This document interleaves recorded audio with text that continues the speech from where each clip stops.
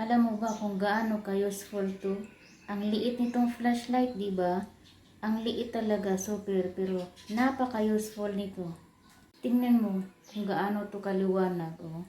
May ilaw nga to eh, hindi to super dilim, oh, di ba? Paikot-ikot pa siya. May isa pa. Oh, parang disco light, di ba? Ito yun, tatlo. Para siyang solar. Para siyang solar, guys. 3-in-1 siya na flashlight, pero ang liit lang.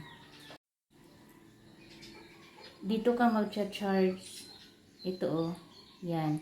Tapos dito mo i-control. Dito mo pindutin kung anong klaseng gusto mong ilaw.